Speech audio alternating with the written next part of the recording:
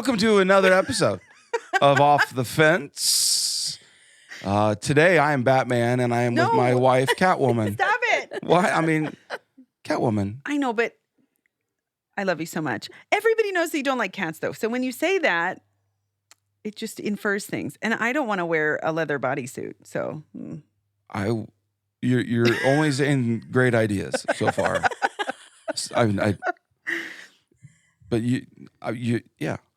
I don't like cats, but so many things are running through my mind right now. say them. So our kids actually don't think Batman is a true superhero because his only power is wealth. And they don't really feel like that. But it's fine. If you want to be Batman today, that's totally fine. You could do that. We were playing Beat the Parents the other night, which is a terrible game. They won. But one of the questions was about Hulk, and his name is Bruce what? Banner. Bruce Banner. But they thought he was Batman. Good. And so they're even more mad at Batman. Well, Bruce now. Wayne. It's fine. It's easy. Bruce Wayne is But it's easy. Same first name. Well, we do have Love a guest you. with us today. Yes, we do. Tracy, who can be whatever superhero you would like to be today. You can think about it, process it. Think about it. Yeah. But before we get after things, every single episode, we taste something and we decide very quickly which is the best. In essence, getting off the fence on, not like, well, this is as good as it. No, there is a number one. So you have cups and we're gonna taste sparkling water. What's fascinating about this is the only time in my life that I will ever taste sparkling water. However, so here we go. You can grab whatever cups you want. Indulge, don't look at the bottom of the cup because the bottom of the cup has the maker, the producer. So taste it and then decide which one you think is the best. I'm moving the microphone away because I'm self-conscious about everybody hearing the bubbles. I'm gonna go after this real quick. All right. And the burps. So yeah, there will be burps. I'm getting good feedback via comments. Go ahead, drink as for people think that why we eat and do this, it's ASMR, and I think it's great. Your faces are wonderful. I didn't even know what that was. That was not good. Whatever that was. I'm just gonna give that a. I don't. Some people love sparkling water. Some people think it's atrocious. I'm more in the atrocious world. I'm just self-conscious because it makes me burp, so I'd rather just have still water. Okay. What I just drank tastes like what I think I clean the table with. So, Lemon Pledge. scent. I believe I just drank some Pledge. Not quite sure, but I think it was something like Pledge. Is that what essentially sparkling water is Pledge? Ooh, this is my favorite one. So Out of all, it's the best of the worst.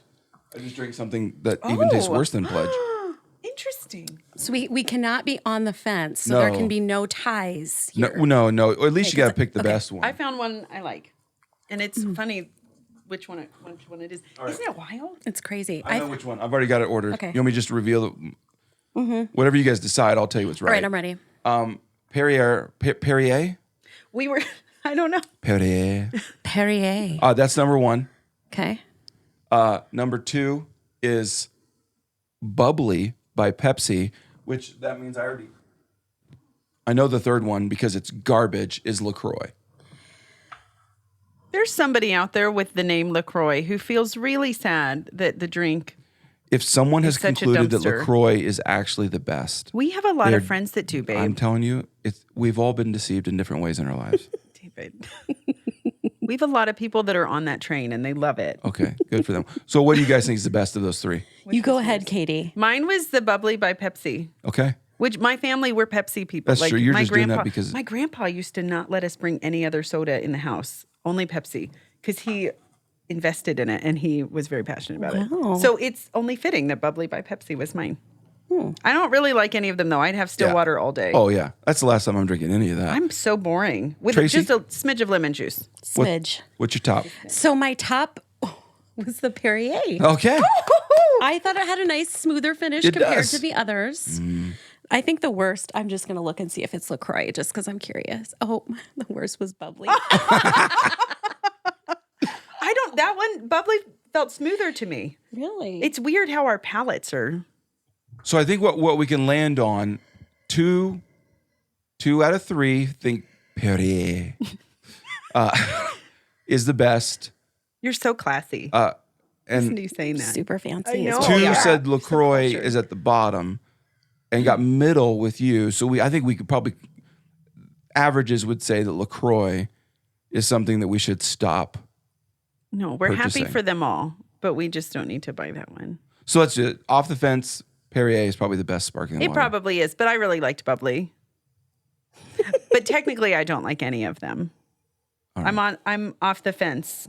I don't want any of them. Sounds good. But I'm happy they exist for the people that do want them. Right? That's such a nice answer. Very nice. Let's be glad. There's some eye rolling happening. I love you. But that's good. I'm not going to burp. Oh. All right, now that we've resolved the best sparkling water, glad we got that done. I have no interest in even like, well, what about grape flavor? Even if there's even grape flavor. There is. Totally. Okay. Well, here's what we're going to do. We're going to talk marriage, but not just confined to marriage for those of people who are, well, I'm single or I'm done with that, whatever. No, I want to go before marriage, after marriage for some people, middle of marriage. And Tracy, would you help everybody understand what you do with your life these days? Say whatever you want to say, by the way. Like, wow. I know there's a ring on your finger. Yes. But even professionally do some things. Would you introduce yourself to everybody so they know who we're chatting with? Absolutely. I'm Tracy Polachek, and I'm a licensed professional counselor, and I do trainings and community work. I've a long time resident, 5th generation South Dakotan. Wow. Yes. And spent the last 20 plus years working in a lot of different things, social work, mostly focusing on the poor and trauma. And that kind of eventually led me to work with specifically with poverty reduction, and also just human relationships is a big thing. So I became a therapist, and I'm now in private practice, and I really love working with couples. So I do a lot of couples work, and I love training people on just how to communicate better. That's a really big, important thing to me, because communication is super important. And we're often doing a lot of things because we've been doing them. And so I'm really curious about people's lives. I love people. I love their stories. And my approach to marriage therapy is a little bit unconventional sometimes by my industry standards, because I will sit the couples down and say, I am not on your side. I'm not on your side. Like, I am biased because I will do everything to keep you together in a really healthy way, which is sort of controversial, because some people are like, if you determine it's not working, I'll help you exit. And it's not that I wouldn't do that, or that I would, not help people exit if that's what they choose, but they are coming to me fully knowing that I will be fighting for them to stay together, because it is so important. It has so many benefits statistically, morally, like just from a health standpoint. So, yes. Yeah. I love your approach. Welcome to the podcast. Well, I agree with you that, so I think most of us would all agree that one of the most, if not the most impactful relationship is romantic relationships. Absolutely. Like the joy in our hearts, the pain in our hearts, many of us can immediately reflect on, and what you're reflecting on is romantic. It's who we dated from in middle school to who we married, and or what someone did or didn't do. Expectations are loaded in this stuff. And so I love hearing, and so what happens is we get hurt. I've not met a single person who hasn't hurt another person in some way. Right. But nowadays so exit. So Right. So how do you cancel it? How do you get done with that? You need to find your happiness. And I love your approach. That's great. Mm-hmm. Yeah. And it's really not real popular. I mean, even in our day and age, Kim Kardashian, for example, saying, well, I just decided to leave my marriage because I wanted to focus on me and my happiness. And there's a lot of celebration around that. And again, I'm sure she's lovely. I would love to talk to her and whatever. And I know how hard it is. But so often people just aren't given a guide or a way to help stay in, process move forward and have what you need and the benefit. And really, I think I sit my couples down too and I say, let's talk about divorce. Like that's really one of the very first things I say. And I say, statistically, I want you to know a few things. And statistically, we know that couples who've divorced report an immediate relief in a lot of cases. But after 2 years, they report lower levels of happiness, meaning gratitude, higher levels of stress, because people really don't take the time to think about how this decision is going to impact their lives. Number one, if you have children, you are going to, and I say this to my couples, I say, I just want you to reflect on how you're going to feel when also statistically the man will remarry within a year to 18 months. Wow. And women, we tend to like work on ourselves and do a bunch of stuff and reorganize emotionally, and we focus on our kids and I say, I just want you to know that statistically the likelihood is high somebody else is going to be taking care of your children, disciplining your children, spending time with your children, doing all of these things. And again, I don't want to minimize that there are legitimate reasons for ending a relationship. We talk about abuse, we talk about addiction, and in some cases, adultery. But I also want couples to know that those are things you can clinically work through, and people have worked through those things. There is hope, there is a plan. But I really want people to know what it means. I want you to know exactly what you are signing up for to alleviate sometimes really deep sadness now. Does not guarantee that you will not have that later. And so I just ask people to approach it like you want to try everything you can. Yes. Love it. Yeah. So let's do a quick 30,000 foot view of marriage. So you meet with couples all the time. What are you seeing? Because I think a lot of us, here's what I know statistically, there's a lot of people not seeking any kind of therapy, conversation with another person at all. Now, but most of us, maybe in a private time, I'd say, hey, that would benefit me. That would be good. I should do that. I think about doing that, but I don't. So you're seeing a lot of things that I think some of us might wonder, is this unique to me? Am I the only one? Or is there hope for me?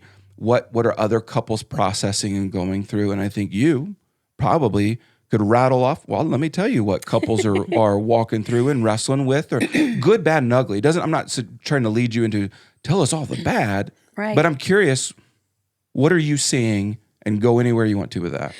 So I call it probably the big four, and it's curious. You guys are really doing these topics. I mean, it's struggles, issues with parenting, money, sex, and communication. Okay. Yeah. Really, those are the big things. And what I tend to see is, couples who wait until it's this or nothing. So we have an emergency room situation where we're stopping the bleeding and we're starting, and that's still okay. Come in, we can do that.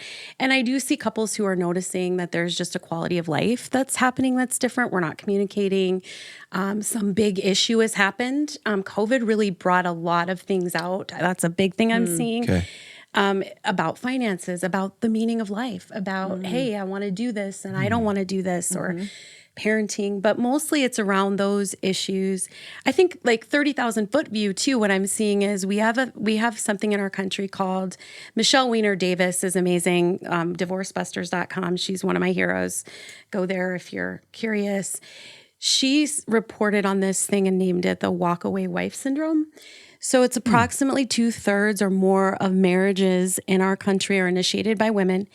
And what they found in research was that women would be unhappy and we would be vocally talking about it, blah, blah, blah, please stop doing this, or I'm unhappy. And the man, would sometimes, and again, I'm being very gender specific here, but of course there are exceptions to this. And the man would say, try something or whatever. And pretty soon the wife comes to the conclusion that nothing's going to change. And she starts planning her exit. And this could be something as soon as a year, and she starts saving money or thinking about herself as single. And what happens is there stops being conflict because she's no longer mad and angry. And so the husband says, oh, everything's fine. And then when this exit happens, which could be when the kids turn 18 or when they go off to college, and she says, I want a divorce. And the husband's like, what? Totally blindsided. Now, of course, this is a marriage where there hasn't been communication about feelings, hopes, dreams, about struggles. We do not share our struggles enough.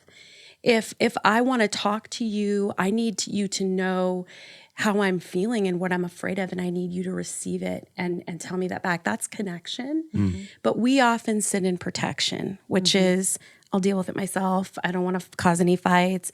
I don't want to, I'm just going to go on with my life. And so the husband's shocked, and then he begs to come into marriage therapy maybe, or begs to change. And she's already done all the emotional leaving and all the emotional work around it. And we have this divorce happen. Wow. So I think that's something I see a lot, frankly. And I have a lot of men call me. And I do a little bit of a different approach as well, which is traditional marriage therapy was often two people sitting on a couch, like every session. And Michelle Weiner Davis actually really turned me on to this brief solution focus method because you know, she does a lot of what I do is individual work. I work with the one person and then the next week with the other person and then bring you together for some specific coaching, a lot around communication. I love that. And what you get is people, it is not healthy for you to sit here and fight in front of me. And some of the things that I want you to work on, your spouse does not need to hear you do that. It could be really destructive. It could be just things like wounds and things you don't really need to. And so when in that, I have a lot of men calling me because you don't even need to have your partner's full support to come into therapy. And you can come in and we can start saying, here's how you need to communicate differently and you'll get a different response. Let's start there.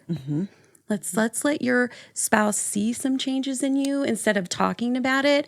And then let's invite them in if they want. That's sort of my style. So I just respect factor going up. I'm telling you because I see it from the soul perspective. Absolutely. And yeah, you got. I mean, what's on the outside? Okay, a marriage is struggling for whatever reason it is, but at the core, it's two souls who are in conflict for whatever reasons they're in conflict.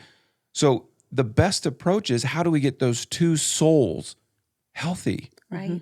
And that's oftentimes individually because the healthier the individuals are, the healthier your conversation of the two of you can be. And so that's all. Okay. Well, and all I keep thinking about as you're talking too is children, because there's so much that happens when we're children that we don't maybe fully recognize until we're older and we say, gosh, the way that my parents did or didn't communicate or connect or whatever was happening where there was distance, that's not maybe they were together, but they weren't together. All of that kids are bringing that into their relationships as they grow and into their marriages as they grow. So getting in front of somebody and talking and connecting and resolving, I think even just from a generational standpoint is so healthy and helpful. No matter what the result ends up being, being able to change that pattern and stop it is so critical because I do think I want our kids to hear us have conflict. Absolutely. And they do. They get to hear us walk stuff out. Yeah, they do.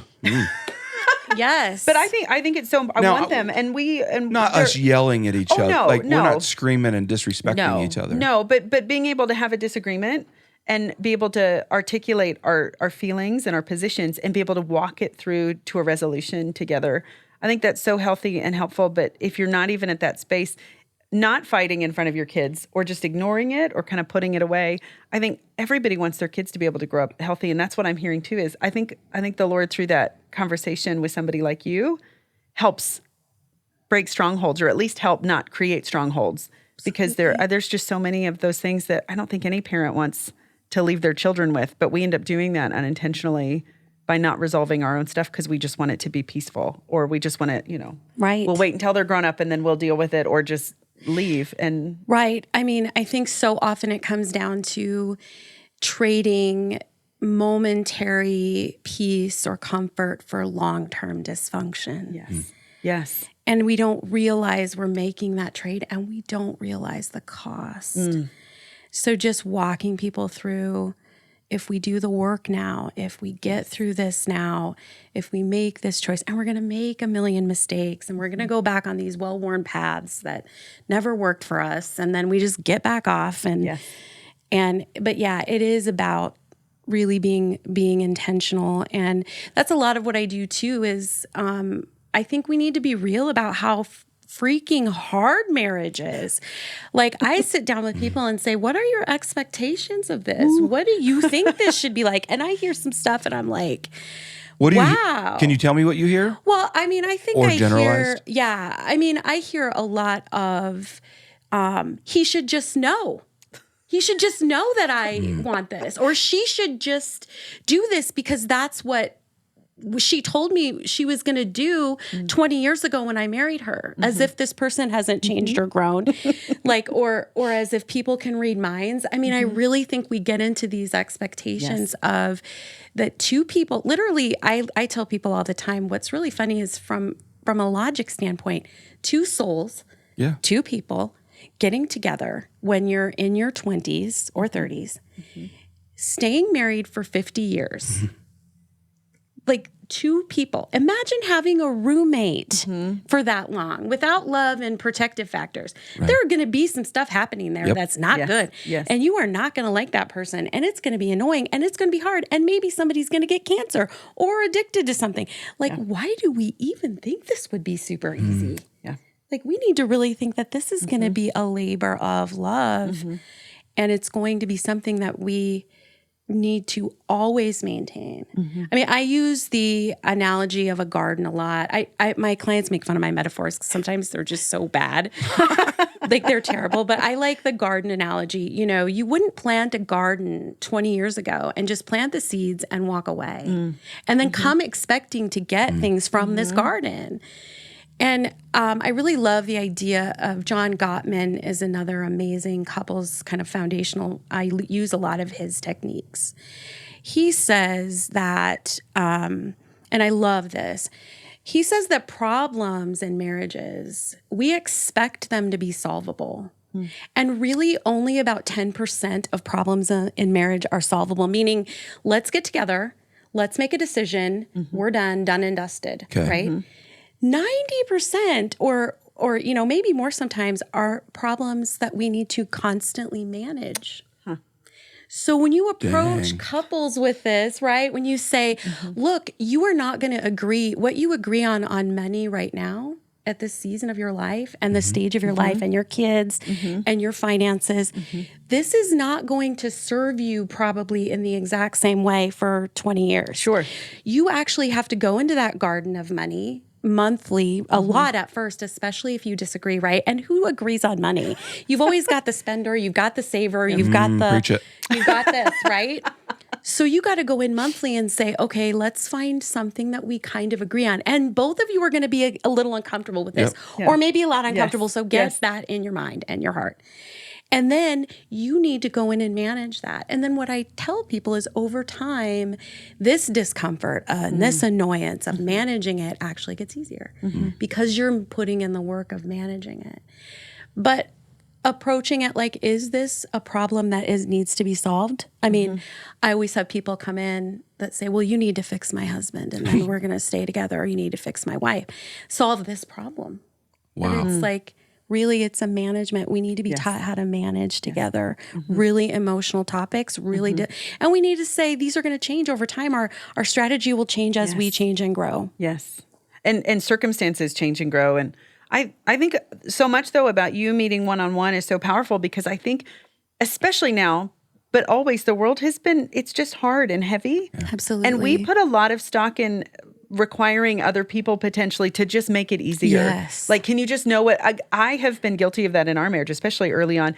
I don't want to have to tell you. I just want you to know what I need. Like, just know what I need, which is not, we really wouldn't want anybody to do that to us, but it's super easy for us to do that to others. But the work too of making ourselves healthy and strong individually, independently, so that we can be better together and encouraging one another to do both of that. Because I think our deficits only make all that is with our relationships harder. Absolutely. From our marriages to driving in our car and getting really mad at somebody for not using their turn signal. But so much of that is actually what is manifesting out of our own deficits, I think, too. Well, when you get people alone, we could go into a lot. We're talking kind of high level coaching marriage, but when you get people alone, I start working with their nervous system, right? So when I'm triggered by something, it's old wounds. You kind of use that word, or trauma. Yes. Why is it that you why can't you agree on parenting and you get somebody alone and you start because when I was a kid, my dad raised my voice, and every single time my husband raises his voice, I go to a place that I can't handle, so I intervene. Yes. And you just start working with that. Like, okay, this sounds like a familiar feeling. And then you do you can do that clinical work individually where you are touching on something that is deeply, deeply troubling that you internalized from childhood, that you're bringing into this, and we can work on this so you can manage that. And then this problem of parenting together becomes easier. Yes. So it's some pretty serious things you can uncover individually. Also, you can uncover some things like, giving people space to just explore that without the pressure of hurting their partner. Yeah. That's what you want. That's really what I want. I want you to be able to have a place to do that. It's fascinating with marriage. We talk about how we treat that other person, the expectations we place on them, but we don't tend to do that equally across the board in all situations. Like we don't apply that same level of expectation. I was just reading a book. There's a coach, John Wooden, old time coach, one of the best coaches, maybe considered the best basketball coach ever, and eventually wins a ridiculous amount of games, a ridiculous amount of championships, over and over, unbelievable. When he would bring his newly recruited players in, and the whole team's there, he would go bring the newly ones in, bring them into his office. They feel pretty good about themselves. They're highly recruited. Well known already at the age of 18. This is what he would do with them. Not, hey, I'm so glad you chose our team. And I'm not joking. He would show them how to put their socks on, and he goes, "Here's how we do it on our team." And this older man would pull his socks on. He goes, "We pull them all the way up. We don't roll them down. Here's how you lace your shoes." And he would teach them on this team. Here's how we lace our shoes. Here's how you tie your drawstring on your shorts. Here's how you tuck your jersey in. What he was doing was not trying to micromanage them. He was letting them know, here's the expectations about how our team approaches how we look. And he was notorious for letting them play the way they wanted to play. But they were like, we have expectations. And rather than assume this 18-year-old kid is going to tuck his jersey in all the way or halfway, or wear short socks instead of long socks, and then it was fascinating. The lesson was like expectations, stating your expectations is so healthy. Now, all of us have had inappropriate expectations or unhealthy expectations, but most marriages I know start off with vows, for better, for worse, richer or poor, sickness and in health, till death do us part. And we say those are expectations, right? In essence, we're setting up expectations, but the amount of couples who no longer reference those expectations, those standards, this is what I said I would do. What happens is other expectations immediately undercut those vows. And so you have seen couples come in, like you just said, like, hey, fix this person, and you begin the process of helping this couple and this individual. What have you seen like work?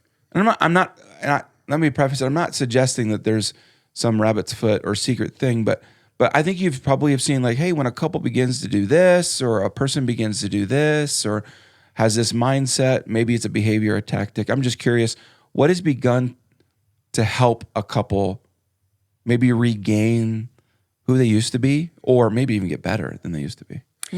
I think that's a really good question. This is another thing where I'm kind of a nonconformist in this area. Like it.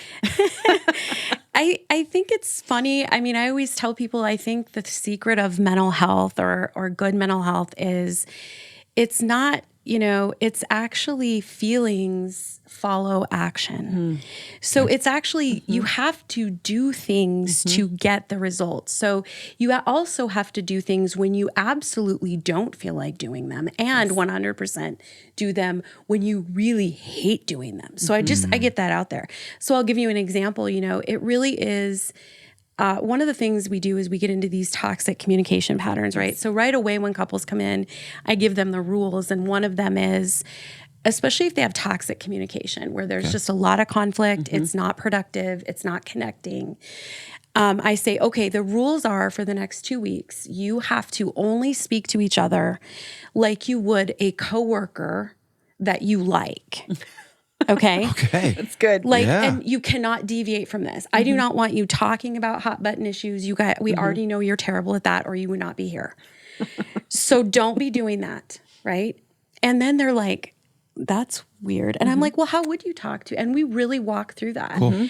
And what you find is it just provides a space for them to do no harm. So that's really the first place we start. And then it's really coaching on doing things differently. If you interrupt a cycle of communication and introduce a different way of doing things, the other person responds differently. So, for example, what I think works really well is just getting people to say that if I'm going to say something to my spouse, it's going to follow these 3 rules. And this is pretty high level later on. First, we start pretty simply, but you want to have 3 goals in mind every time you're talking. This works for your kids, for your friends. You want to communicate your needs or stop behavior or tell them you're hurt, like get the information across. You want to improve the connection between husband and wife. And the third one is you want to honor them as an individual person or soul or all 3 together. And what are we doing in toxic relationships? We're just doing this in really mean ways, right? Yep. And then we get disconnection. And when, a good way to tell if you're connecting well is, if I'm fighting with my husband, if we're yelling facts to each other, well, you didn't do that. Well, yes, I did. You didn't do this. And we're trying to prove our case like we're in court. That is absolutely not connecting, right? That does not lend itself to us being together. If I'm sharing feelings, I feel statements are big, or, that I felt really abandoned when you made this decision without me. I felt hurt. I felt alone. Then my husband can say, "Oh, I'm sorry. Like, I did not want to make you feel that way. Right. That wasn't." Or I feel like I have to check with you on everything, and it makes me feel nervous, and I'm going to do it wrong. I mean, I feel statements are really the connector. So for me, I think it's interrupting bad patterns. It's starting again, and it's starting to share feelings rather than facts in a kind way. But it's the doing of things. It's agreeing on things you will do, like in parenting, coming up with a plan, even if, again, management. Someone's not going to love this plan totally, but you are going to have a plan and you're going to stick to doing it despite discomfort, right? And the more you do it, the more you feel less discomfort and you find the tweaks for the plan. Yes. So for me, it really is that simple. It is this brief solution focused way of saying, we need to change what you're doing. Yeah, but I feel so hurt by him. I feel so betrayed by her. Well, that's great, but your feelings aren't facts. The fact is you need to treat each other nicer, interrupt patterns, and your feelings of goodwill and love and intimacy are going to return. Yes. But it will not, if you wait until your feelings happen to do something nicely, you wouldn't need me as a therapist. We don't wake up one day and remove all these hurts unless we process through that and choose to do things differently. So that's my long answer. The doing things differently creates the feelings follow. The good feelings follow. It resonates with conversations I've had where someone will often lead with, I don't feel the way I used to. And they don't, I think they legitimately don't know how to get that. Right. They're like, and I think they're also telling the truth. Yes. They're like, I don't feel the way I used to. I don't know how to get back, so I can't get back. I think that's the conclusion is I can't. So you're saying, if I'm hearing you correctly, you can get back. 100%. Okay. Yes. Well, hey, I'm loving this conversation. In fact, so much so, I want to respect people's time. We try to keep these somewhere around 30 minutes or so. But here's what I want to do: is let's end this episode. But we need to make this a two-parter. Okay. So let's do this. So, for those of you listening, tune in next week for part 2 of this conversation with Tracy that I think is so rich. Whether you're gonna get married one day or you are now, or whatever you're walking through, you can join us. But thanks for tuning in to an episode all about marriage and therapy.